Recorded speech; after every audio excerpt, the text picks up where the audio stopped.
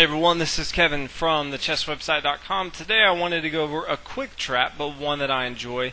It's a trap in the old Benoni defense. So if you're not familiar with the old Benoni, starts out with pawn to d4 and then pawn to c5. Black's going to temporarily give up material in exchange for white giving up one of his strongest pawns. Obviously the pawn on E file and the D file are the most important. They control the center of the board. So black's going to temporarily, I say temporarily because it is going to be extremely difficult for white to hold on to the material if he does take that. But in this tutorial we're going to be going over if white does take on c5. So from here black's going to play pawn to e6. He's allowing his dark square bishop to get involved into the game. Obviously black would like his bishop to come to c5. He's then attacking the square here on f2, which, as we talked about in our other videos, is the weakest square for white early on into the game. So best case scenario, the bishop's going to take back this material on c5.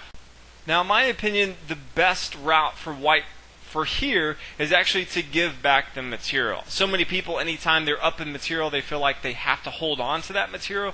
Anytime you can still stay with the lead and advantage as far as development or an attack, give up material. You don't have to hold on to it. But so many people do feel the need to hold on to it. So in this situation, white really has two different ideas as far as holding on to it. He can play bishop to e3, one option, and then pawn to b4, which is actually where our trap is going to be coming from today. First one I do want to go over is bishop to e3, just so you can see if you actually are playing this game. From here black can just play knight to c6. Again, simple development move. We do have this semi-open file for our rook to come on the c file later on to the game if we need to. After our knight comes to c6, our other knight's going to be coming to f6, and then is going to be coming to g4 as well, trying to get this bishop off here on e3. Again, it's going to be very difficult for white to hold on to this pawn on c5. But this bishop here on e3 is really hampering the development of the king side from white, which is not what white wants. Obviously, white later on would like to push his e pawn forward into the game. He would then like to get his light square bishop involved into the game, trying to attack this diagonal right here. He would also like to get his knight involved into the game and then castle on the king side if he so pleases. But a lot of times, instead of the bishop move coming to e3, hindering the development from white, players will always play pawn to b4. I play the king's gambit a lot. Anytime that they're trying to hold on to this pawn on f4, a lot of times you'll see the pawn coming to g5. Same with the old Benoni defense on the queen side. Players will like to play pawn to b4, trying to hold on to this pawn on c5. Now from here, black, all he has to do is play pawn to a5, and I feel like from here black's actually already equalized. So the first thing you want to do from black anytime you're playing is you want to equalize. White obviously has a distinct advantage going first. He does have that lead in development.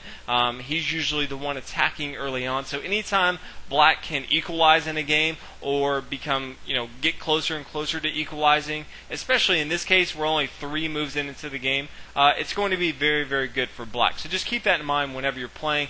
First thing you want to do from black is you want to equalize. Now from here, white could always take if he wanted to. He could take on a5. Black can capture on c5, as we talked about. Very great square for us. Getting our dark square bishop involved into the game, controlling the center of the board. Obviously, white's also going to lose this pawn on a5. We have both the queen here on d8, and we also have the rook here on a8, both attacking it. Not only is black now equal in material after he takes this pawn on a5, but he's also now leading in a development standpoint, trying to control the center of the board here. So white doesn't have a whole lot going for him. Now do note that if white does try to hold on to this pawn on a5, which you really shouldn't do, but a lot of times people, again, as we talked about, always try to hold on to material. If he does play, let's say, bishop to d2, obviously now we're not going to take with our queen or our rook here on the 8th rank, but now black can just bring his queen to f6. Black is now threatening to bring his queen and checkmate here. So white's now going to be losing this rook here on a1.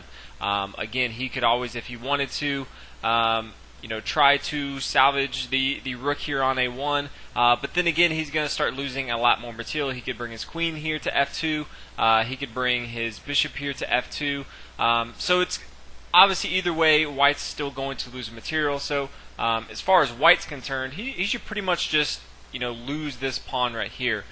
He could always develop with knight to f3, again trying to stop this. But again, from here, queen's just going to come to a1 and gobble up this rook here on a1. So, again, as we talked about before, black's going to equalize, especially in material, once he takes this pawn here on a5. But if white does try anything, with his bishop to d2, you do have other options. But a lot of times, white might actually play a different move. Instead of taking on a5, obviously, as we talked about, that would be a mistake.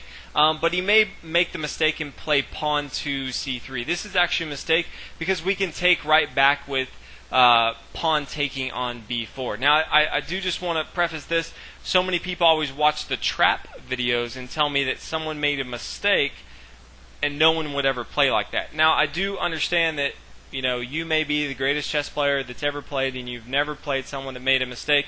But I also get a lot of people saying that, hey, Kevin, my opponents are making mistakes, but I don't know how to capitalize on those mistakes. So, again, this is a trap video, so someone is going to make a mistake. If you don't enjoy that, then you can always watch a different video. But in this situation, we're going to be going over a trap. So someone did make a mistake. In this case, the first mistake is just pawn to c3. Obviously, it doesn't do a whole lot. White really is trying to hold on to this pawn on b4, which is the defender of the pawn on c5. But it just kind of starts to crumble. If white does take on b4, then black can just play queen to f6. And he's going to win material. Now, obviously, white right now is going to lose his rook on a1 unless he does something. The really only option that he does have here is if his knight comes to c3, he's just going to have to sacrifice that knight on c3. And after the bishop comes here to d2, then the queen can come back to a3. Obviously, black is not only up in material now, but he does have a lot more going for him. Obviously, he's leading in development. It's going to be a lot easier for him to get his dark square bishop involved into the game, castle on the king side. White has done nothing on his king side at all. None of his minor pieces, his major pieces have developed. Not even his king pawn has developed. So it's going to be very, very hard for white to really not only do anything in the game, but even get his pieces developed into the game. Obviously, black still does have the semi-open file for his rook here on a8. He's going to be attacking a lot to the game. Obviously, next move he can bring his knight to c6, really try to control the center of the board. He can always bring his knight to f6, trying to control this e4 square if white tries to push forward. So a lot of things going for black. Obviously, this is going to be a very, very difficult game for white to play. So again, the reason I like this trap is because the old Benoni is actually very, very powerful for black. It's very easy to equalize. There's a lot of great opportunities to attack. And even if white does not, make the mistake and he doesn't, defend with his pawn, with, b4, and even after the pawn comes to a5, he doesn't play c3 and he doesn't fall for the trap, black's still going to have a very, very good game. So that's one of the reasons why I like this.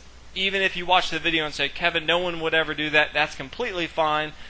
You can completely ignore the trap itself. This is still going to be a great defense. If you do play this and you see someone fall for the trap, which I have a few times, it's always fun to lay a trap on someone. So again, just pawn takes on b4, and then after they take on b4, you're just going to bring your queen to f6. So hopefully you guys enjoyed another trap video. I've got a few more coming out in the near future. Feel free to leave comments, and I'll see you guys in the next video. Thanks for watching.